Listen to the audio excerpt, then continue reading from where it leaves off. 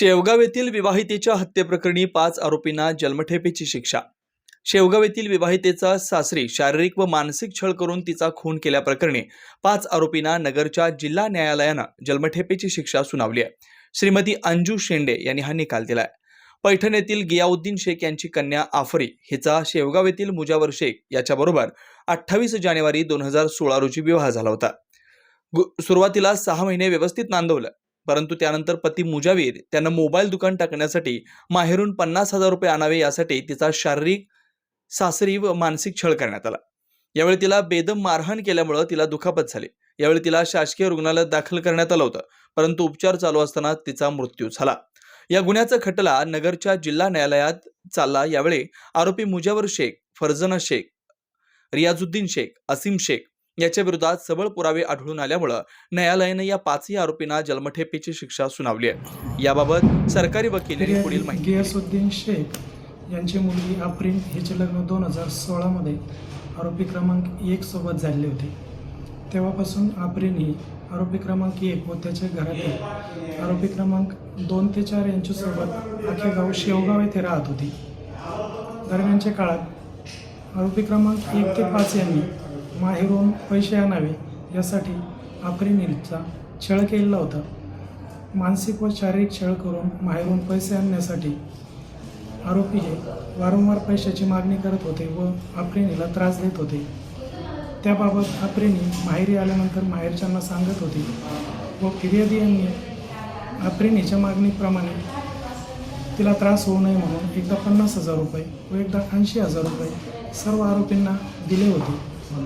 तरीही आरोपी यांची पैशाची मागणी व आफरीन हिला त्रास हा चालूच होता। त्यानंतर 2020 मध्ये आफरीन हिला त्रास देऊन आरोपी यांनी 19/1/2020 मध्ये दवाखान्यामध्ये ॲडमिट केले व तसा फोन फिर्यादी यांना केला। फिर्यादी यांनी जाऊन पाहिले असता आफरीन ही शेवगाव येथील सरकारी दवाखान्यात मयत झाली होती व तिच्या अंगावरती जखमा होत्या। शेवगाव पोलिसांनी अकस्मात मृत्यूची नोंद करून गुन्ह्याचा तपास सुरू केला होता। फिर्यादी यांनी आरोपींविरुद्ध सविस्तर फिर्याद दिल्यानंतर PSI सोपान गोरे यांनी गुन्ह्याचा तपास केला। त्यामध्ये आरोपी क्रमांक 2 मयताची सासू हिने फिर्यादी मयत हिला मारण्यासाठी वापरलेली काठी ही गुन्ह्याच्या तपासामध्ये काढून दिली होती। तसेच इतरही साक्षीदारांचे जबाब नोंदवून पंचनामे करण्यात आले होते। शवविच्छेदन करणाऱ्या डॉक्टरांनी शवविच्छेदन रिपोर्ट मान्य न्यायालयात चार्जशीटसोबत दिलेला होता।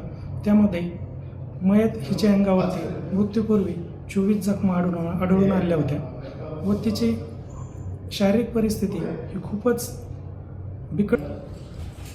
फिर्यादी गियासुद्दीन शेख यांची मुलगी आफरीन हिचे लग्न 2016 मध्ये आरोपी नंबर 1 सोबत झाले होते। आरोपी क्रमांक 2 ही फिर्यादी यांची सख्खी बहीण होती।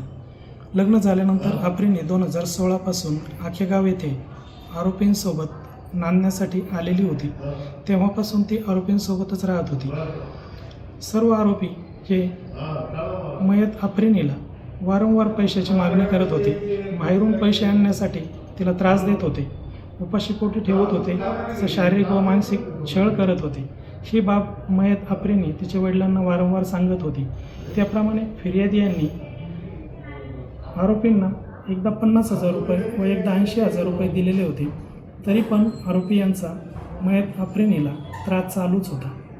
त्यानंतर 19/1/2020 मध्ये आरोपींनी आफरीन हिला शेवगाव येथील दवाखान्यात ॲडमिट केले व फिर्यादी यांना फोन करून सांगितले की तुमच्या मुलीला हॉस्पिटलमध्ये ॲडमिट केले आहे। त्यानंतर फिर्यादी तिला पाहण्यासाठी गेले असता आफरीन ही मयत झाली होती व तिच्या अंगावरती जखमा झाल्या होत्या। फिर्यादी यांनी त्याबाबत शेवगाव पोलीस स्टेशनमध्ये सविस्तर फिर्याद दाखल केली होती। प्रथमतः शेवगाव पोलिसांनी अकस्मात मृत्यूची नोंद करून तपासही सुरू केला होता। वरील गुन्ह्याचा तपास PSI सोपान गोरे यांनी केला। यामध्ये आरोपी क्रमांक 2 हिने मयत आफरीन मारण्यासाठी वापरलेली काठी ही पंचनामेद्वारे काढून दिली होती। तसेच शवविच्छेदनाचा रिपोर्टही दोषारोपपत्रात दाखल करण्यात आला होता। त्यानुसार मयत आफरीन हिच्या अंगावर मृत्यूपूर्वी 24 जखमा आढळून आल्या होत्या।